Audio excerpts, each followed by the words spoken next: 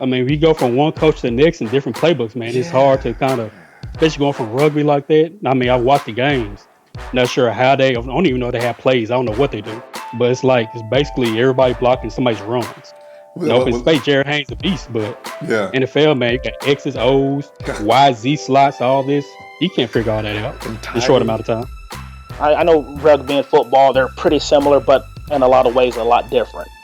So I think, you got, Kelvin Taylor, Mike Davis, Sean Drawn, Hyde. You got a lot of competition there. So maybe he felt as a career move, it was better for him to go back to what he knows best. Are you listening? 49ers!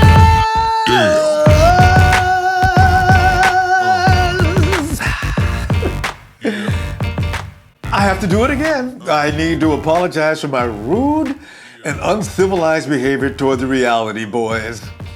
Reality boys, you know how much I love you? Listen, bring your arguments. I don't care. I like arguing with you because this year I got plenty of ammunition. Got into a hardcore fight just yesterday. I'm trying to point out, I saw a statistic that read 49ers offensive line ranked third as the heaviest, biggest offensive line in the NFL. Now I'm pointing that out, and I'm trying to point out that, dude, we are already putting it together as a mean machine. Kilgore in the middle, over 300. I believe Kilgore's at 308. Let me see if I can remember this. Kilgore at 308. Badles next to him, 315. Staley, 315. I tell you what, give me Badles at around 310. Staley's at 315. Then you go to the right, Joshua Garnett, 308. And the reason why our offensive line is so manly, I mean, all these guys use Old Spice. Do you know Trent Brown has slimmed down to 350? And he ain't fat. Trent Brown has already been projected to make the Pro Bowl in 2016. Got a right to feel good about that. No more of this 49ers offensive line ain't for shit. Now, big, bad, and ready to roll with the offensive running game we got coming up. Please, we are not gonna be anybody's candy ass pushover. Tell you that right now. Reality boys, I'm a diehard. If you see me laying in the mud, I'm that soldier that's about to bleed out. Somebody comes by and kicks my boots. I pick up and I start swinging. Bruce Willis ain't got nothing on me. Remember that. Never give in to defeat until it becomes inevitable. And then look it straight in the eye and say no. If I may borrow a phrase from Sir Winston Churchill, never, we shall never surrender. I'm serious, man. Bring them arguments. I'm ready to roll now because it's that time of season. I'm ready to fight for the 49ers. That being said, the bad news is one of the last times, no, actually, I got to say it is the last time I can don the 3-8. What could have been Jarryd Hayne. I just wanted to see what he was going to look like this year. You know, the WADA, was it the World Doping Association, right? Everybody was wondering, is Jarryd Hayne going to be able to join the Fijian team? Because they require that you be in a doping program for up to 6 months. Now, apparently it doesn't apply to Jarryd.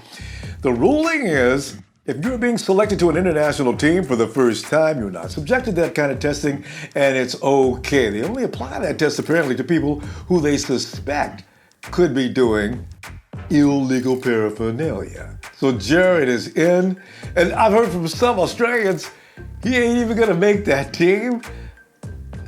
The Fijian team must be really badass. But what really concerns me is I wanted to see what Jarryd Hayne would look like in Chip Kelly's program.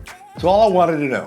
Even if he would have not made it, I just want to know, how would he look with all that talent of his, that ability to get loose into spaces and bust out? Looks like we may never find out. I'm gonna leave it at that. It looks like we may never find out. And it's just too bad. Ronbo! Yo, big No man. matter what else, everybody has to agree that Jarryd Hayne taking off to be an Olympian took some wow factor right on out of the 2016 season. See, that's what I'm talking about. That's exactly what I mean. Well, if that's what he wants to do, we gotta support him. True. Good luck, Jarryd. And thanks for the thrills. Hey, we can still check him out in Rio, Ronbo. That's true. That's true. Everybody can. All right? Yeah. Yeah, we cool. Yeah. We cool. Yeah. All right. Yeah, that's right. We can watch Jarryd. If you're still a hardcore Jarryd fan as an American, and you still want to see how he does. Apparently, if he makes the Olympic team with the Fijians, we can still check him out. We can still check out the NRL if you still got for your Jarryd fix. Just check him out in the NRL. He'll probably be back in Australia at some point. There you go. We haven't lost him. He just moves to another spot. In fact, I got some questions I want to ask you about both offense and defensive lines, of which I am bragging about because I'm feeling good about.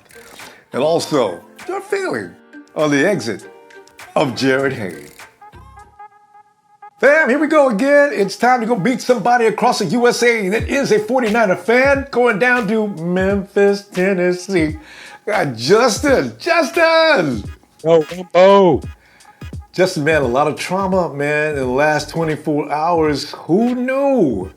All of a sudden, yes, Jarryd Hayne. the 3-8 is no longer. Everybody was looking forward to seeing what he was gonna, the growth process from last year until now.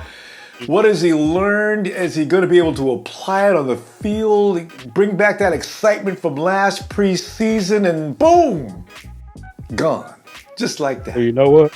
I was just about to buy a jersey too, and thank God I didn't. Thank God I didn't, man. For so many of us out there that were not as smart as Justin, what are we gonna do with these jerseys? I don't buy a jersey until they're starting and playing a lot of games, man. That's the only time I buy them. It's so funny because you know what? Everybody's making a joke yesterday about Alvin Smith's jersey is now defunct. Chris Borland's jersey now defunct. There was a third one too. Oh, it's Hayne. So man, I know, but do you feel a little bit strange? Jarryd Hayne at this particular time decides to make such a dramatic decision. You think anything strange? They're telling us the truth about this, Justin. You see any weirdities here? What are you thinking? To me, honestly, I think with Chip Kelly coming in, he has a new style he wants to do, and I don't know if Jarryd Hayne can fit perfectly enough in it. I mean, he's athletic, has ability, but we got a lot of running backs, man. We got a lot of them. I don't know if they have the same ability, but they're damn near close to him. So you got to get in where you can fit in, man. I don't think Jarryd Hayne can do it. It's hard to transition from rugby to NFL like that. Very different. I was thinking about the playbook. I thought about, you played ball, right? Yeah. Remember the playbook? The playbook was something that, you needed to play for a long time to understand. Exactly. You have to have a basic working knowledge of football play to be able to even absorb or comprehend the playbook. I was a little worried about that last year for Jarryd, and I imagine with Chip's playbook, it may be even more difficult, and it might have been a problem. What are your feelings on that? I mean, we go from one coach to the next in different playbooks, man. It's hard to kind of, especially going from rugby like that. I mean, I watch the games. Not sure how I don't even know they have plays. I don't know what they do. But it's basically everybody blocking somebody's runs. Open space, Jarryd Hayne's a beast, but NFL, man, you got X's, O's, Y, Z slots, all this. You can't figure all that out in a short amount of time. Oh, God, yes. Now, with that being said, though, he came in when the 49ers were doing a winning time and being able to take some classes on, all the things he's got to learn. Because we've seen foreign players come in before and they died eventually in the system because of the system, the way it works. But had he came in, say, maybe a few years ago when Harbaugh was there and we were playing winning football and they had time to spend with this type of situation, because I still think he had those kind of talents that would have honed into just dynamic football player. But as we see, the Olympics coming up now, it's pretty much the Olympics are over and there's still time to step back. And will he come back maybe to the NFL and try it again? Or how do you see that work out? Would he be possibly coming back to the 49ers? I think how old is he? Like 28, about to be 29, I think. Yeah, He's that's up in age, and yeah.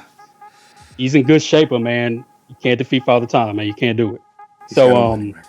I think he came, did what he wanted to do, try to see if he can make it, and he did for a little bit. He made his jersey sales, sold a lot of his merchandise. Hey, I mean, you can't miss anybody that wasn't there really. So, Yeah. man, this sucks, man. This sucks, but hey, I did spend money on the jersey, thank goodness. Uh, I'm not gonna burn anything in effigy, so hey, it's all good, man. It's time to play now the football. Sure is. Who are you going to put on that offensive line? Because everybody's got defensive line. Yeah, defensive line. Because my priority is right now is always on the defense. People have got all kinds of interjections of putting on the defensive line. I got mine. This guy's got his. Get into arguments and everything. But who are you starting on opening day on your defensive line? Man, it looked like Chip Kelly trying to go back to the Oregon Ducks thing, man. So I'm gonna go with Armstead, Buckner. My sleeper is Balducci and Blair. Those are my two sleepers. Balducci. Give me some more about Balducci. And I don't know anything about Balducci. I know about Blair, but I checked it. Balducci used to play both offense and defense. He may have. Give me some more about Balducci, man? Man, there's not much to know about. I know he's a undrafted free agent. Got a lot of tackles. He's very beneficial. I mean, I think him and Buckner. Buckner, yeah. Yeah. They know the offense. I mean, they know the defensive scheme. Why not? This could be. I mean, running 3-4 defense anyway, so I'm pretty sure we're gonna be blitzing a lot. So see what happens, man. But for me, I don't know about Williams. I don't know if he's gonna be ready to go or not. So yeah, Armstead, Buckner, Balducci, or Blair. Those are my three front line right there. You know what you do? You do the same thing that I always do. Did you forget about Mike Purcell? No, I didn't forget about him. He was on my list. Then I saw Balducci. I'm like, man, I think Chip's trying to revamp the Oregon to the NFL thing now. I think that's what he's doing. Could work. I like Purcell, though. I do like Purcell, but man, with the offense he wants to do, I don't know. Yeah, because that's what we don't. Glenn Dorsey also in the mix. What are you gonna do with Glenn? Hey, get in where you can fit in, man. These rookies are hungry. Young man sport, man. You got to come in and play ball. You make a good point, because you know what? It seems that Chip Kelly, nobody is invulnerable to being replaced and even removed. Who you got on your edges? Well, it's weird with that 3-4, man. 4-3, I can tell you easily, but the 3-4, I like I said, I think he's gonna be doing all that blitzing. So I'm pretty sure Lynch Mob's gonna be coming in on the end, put him in on the outside to blitz around like we did Alden Smith. So I don't know, man. I'm excited. See the right side. You're like, look, I was waiting to see if you could bounce a name out there to see if you had a favorite. See, the right side is Ahmad Brooks. You got Eli Harold. Eli Harold is now in competition with Fanaka. Man, Fanaka, Blair. Also, Lenny. There's another guy in there. Lenny is just a lighter version of Fanaka. But that right side has got, also Tank Carradine. There's a lot of depth back there, man. We got an army, man. I can't pick anybody. I can't pick one guy because so many guys are athletic and do so many things. See, this is the good thing, though, because now O'Neal and his coaching staff, they have so many options, and we can endless packages depending upon who we're playing. You put guys like Blair, Fanaka, even Balducci, from what I read about him. When Russell Wilson is on the field, you put your athletic, quick, big men that can outdo the offensive line and get in there and grab Wilson and just don't tackle him, just bend him up a little, then slam him on the ground. Exactly. If it gets past the D-line, hey, we got Lynch back there, we got Bowman back there, we got safeties back, Eric Reed back there. We're ready. We're coming for them. Niners are coming. Red and gold iron curtains coming, man. We're about to. Hey, it's about to go down. Let the haters start believing because it's going down this year. I'm so ready, man. I'm so ready. Put yourself out of the park. I'm going to get the 3, 2, 1 and give me the holla. Justin, 3, 2, 1. Niners! Woo! I should have been recording that. God dang, man. Bam! shooting down into the Nevada area where Darren awaits to give his opinion about 49er football. Are all waiting for so much. Darren, what's up, man? Oh, nothing much, man. Looking forward to doing this one-on-one with you. It's going to be, you have a lot of knowledge, so I like talking to people that actually know something, you know? I'm under pressure already, man. Darren. No, you're good. You're good, man. Thanks, man. That's why I want to talk to you, man, because we met in the weekend chat. I just, look at this dude, man. He's just rattled off fact after fact after fact. I loved it. So let me get you back in here, man. Taryn, drama over this past couple of days, man, everybody wanted to see if indeed that we could get Hayne back and see what he looks like this year. Of course, we saw what he did last year, and everybody's like excited about his growth, how much he learned, and all of a sudden, he makes this move. We know, everybody's heard that for him to play in the league he's getting ready to play into, there's a doping situation where you have to be subjected to a test within 6 months before you even get into the international competition. He's gonna have, 2 months before the Olympics start? 2 months, yeah. There's something very strange about all this, Taryn. Are you feeling anything weird about this? Not really. I honestly think he wasn't going to make the team anyway. I think you just look at it. I mean, he's 28, which is not old, but I mean, it's, they say the 30-year mark is the kind of the downhill for running backs, unless you're Adrian Peterson. But he, I mean, you figure you got people. I know rugby and football, they're pretty similar, but in a lot of ways, a lot different. So I think, you got, Kelvin Taylor, Mike Davis, Sean Drawn, Hyde. You got a lot of competition there. So maybe he felt as a career move, it was better for him to go back to what he knows best. You know what? And eventually, I bet you that's exactly what it's going to come down to. Because maybe, I just thought maybe that the 49ers front office probably realized that the fan base was not going to be able to accept we just cut Jarryd Hayne. So maybe add a little flavoring to it, and maybe the fan base will think it's your choice. But so you tell Hayne, listen, if you have any aspirations, we're gonna go with that angle. You say you wanna go do this, we're gonna say we're gonna accept that and understand your choice and blah, blah, blah. And maybe that's how it went. Taryn, that's probably what happened. That's that's what I really feel. I mean, I could be wrong, obviously, but I mean, he had it. I think the only really element he brought was his punt return skills. But, I mean, we're going to have a lot of competition at that, too. I mean, hopefully Bruce Ellington gets better. And I heard that Prince Awara, I heard he can return punts, too. 4-3-2. 4-3-2. I mean, you can't coach speed. You know what I mean? That's something you cannot coach. And, I mean, if he can win the job, so be it, In fact, you mentioned running backs. Who's your favorites right now at the top? Give me 3 guys you'd start on opening day. In the NFL period? Yeah, well, for our team. Oh, okay. For our team, I would go, obviously, Carlos Hyde to be the number 1 back. I think Sean Drawn will probably win number 2. I think Mike Davis and Kelvin Taylor will be battling for number 3. But I think we keep 4 running backs, though. So whoever doesn't win out of Davis and Taylor will be the 4th back. And I think we keep those 4 in our opening day roster. I think DeJuan Harris will get cut just because I think they'll see the upside of the younger guys. I mean, we were talking last night on the chat room, on the Hangouts, and a lot of people were saying, when you have equal talent, if somebody's 28 and somebody's 23, talent's pretty similar, you're going to go with the younger guy.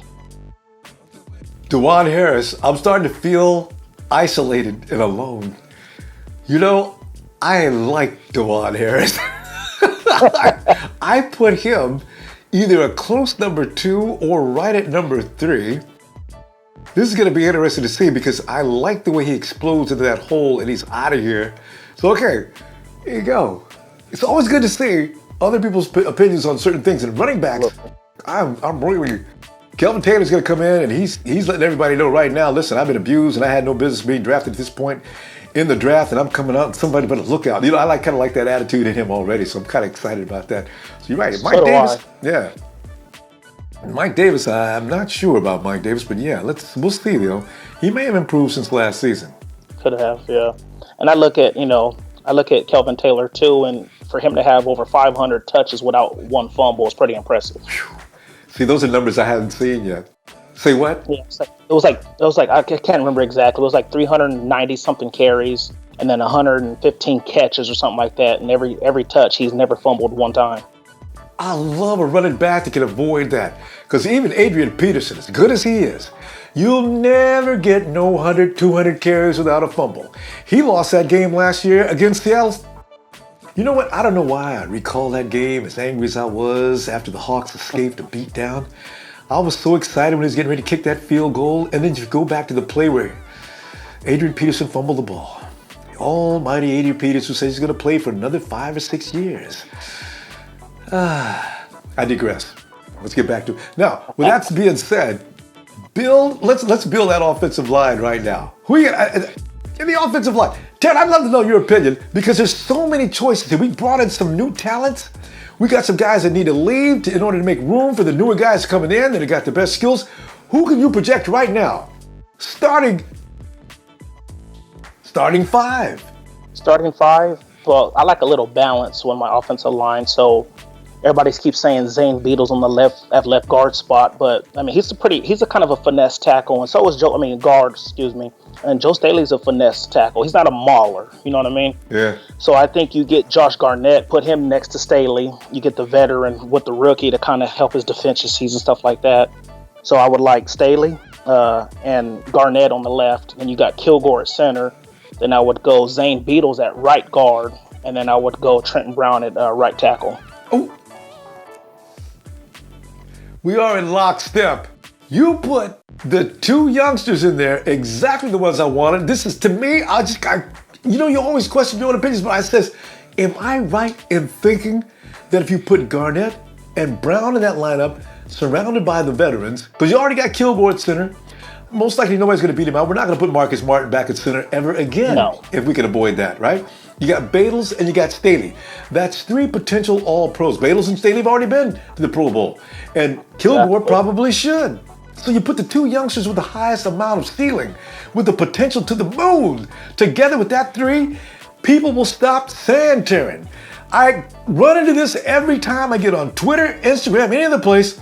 Y'all still don't have an offensive line. I say, I have an offensive line.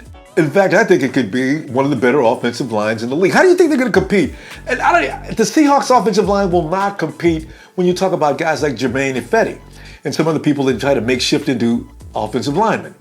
Correct, yeah. In the NFC West, where do you think we stand as far as offensive line? Probably 3rd right now. 3rd behind? I think behind Arizona and St. Louis are probably better than us, and then we're better than the Seahawks offensive line, I believe. Arizona and you said St. Louis. Everybody's going to have trouble with that for a while. You mean the Rams? I'm sorry, yeah. Los Angeles Rams, my fault. Do you believe the Rams have a better offensive line than we do? More proven, I think, right now. I mean, even though we have 2 Pro Bowlers, I just think they're just a little bit better. I mean, they have a couple first-rounders on there as well, and I mean, with no quarterback, Todd Gurley's on another level, but with no quarterback, there was a pretty big amount of holes Todd Gurley to run through. Yeah. And they knew they were going to run the ball, and they still couldn't stop him because Case Keenum ain't scaring anybody. So I do want to make one point though. That offensive line, we had Gurley contained, but it was Tank Carradine who is now going to be moved to the OLB, who got knocked on his butt. Every time I look at that film, I say, Tank, you go 290-something. Gurley ran over you like you weighed 129. And he ran in for that TD. Bowman looked like he was very upset about that as well. If you look at the film, he says, we had Gurley contained that day except for that one play. So, it's okay. I understand the Tank is moving back to the OLB. And of course now we got the Oregon boys up front. Ian Williams ain't putting up with nobody running. I worry about Ian, how long it's going to take him to get back. But I still got Quentin Dial plugged in the middle. Mike Purcell does a decent job. Let me ask you a question. How do you feel about Ron Blair? Oh, I love that guy. Even being possibly slimming down and moving to outside linebacker as well. For him to be 6'2", I mean, he has a great leverage, for that line as well. But I don't know. I think I'd like to see him at outside linebacker. But, I mean, who knows? He's at, 284 or something like that? 282. I mean, 282. He could probably stay on that defensive line. But, I mean, I don't know. He's going to be a project, I believe. Somebody that they're going to... I just hope they don't wait too long to figure out his spot like they did with Tank Carradine. Yeah, hope they figure it out. hope they figure it out and say, okay, you're going to play D-line, get up to 290 and stay there, or either slim them down and go to outside linebacker, because they took too long with that with Carradine. So true. What, 3 seasons? You know what? You're right, though. But they want to use this guy as a utility guy. What weight range do you put a guy that you can put up and down the line, though? Maybe they'll see where he's the most comfortable, because from what I see in the footage on this guy, Ron moves. I mean, this dude can move. You see him pick up all them fumbles and run in for TDs? Oh, yes. He ran away from the pursuit. You know, you need to have good speed. I'm talking, the guys behind him looked like they weighed 30 or 40 pounds less than he did, and he was pulling away. So maybe he can operate at that weight. This is ideal. To be that big and be fast, it's a plus. And he's pretty strong, too. Didn't he do a lot of reps at 225? Oh, Didn't he hit up like 20-some reps? Yeah. But no, he did 32 reps, didn't he? 32, I believe. Somewhere like that, because the thing is, this guy shoots the gap like you see, using that leverage. He can find his way into them small little holes and grab that quarterback or running back behind the line of scrimmage. He does that over and over and over again. So I tell you, I just wonder what they're going to do. So many options this year, man, unlike last year, Taryn. I'm excited, I know. And I think, maybe if he can get up to like 285, I think 285 for a 3-4 defense, or, we're going to run some kind of sub packages, 5-2s and stuff like that. But I think you have to be at least 285 to 290 to play along that D line, because, you're taking on 2 blockers at a time sometimes. You're right, because there's no such thing. Our base what is a base defense anymore? You even think about how many packages we got. I think the nickel's almost the base defense nowadays. You pretty much stay in that, and this is why you pick up guys like Tart, Blair, even this guy Fanaka. Fanaka has a 35.5-inch lead. He's another heavy, big guy with all kind of athleticism. Trent is assembling this kill machine that within 2 years, it will not be stopped. Gotta give me the holler, man. Near the 3, 2, 1, and you're all of a sudden you're at Levi Stadium. 3, 2, 1. 49ers. Everybody does that with such style. I should start getting recordings on you guys. That was smooth. Thank you, Tara and Justin. I'll see you guys a little bit later online. OTAs time. This is a part of the process where the coaches are taking a real close look at guys. Work ethic, top of the list. Is he genuinely connected to what he's doing? Top of the list. They start throwing the ball around. Apparently the coaches can make some assessments of what you bring to the table just from what they see out there in OTAs right now. So, crucial time for a lot of guys. We're going to talk about that this Sunday meeting, as information will be in the usual places. Facebook, Ronbo Sports, the fan page. Of course, that'll be there. And also, go to the app. You know what? The reason I want you to go to the app, there are so many things I want to share with you on the Ronbo Sports app. Download that app, man. I got stuff going on all the time. I want to communicate with you through that app, because no matter where you are, you don't need to be near a computer or anything like that. Hit your touch screen. Ronbo!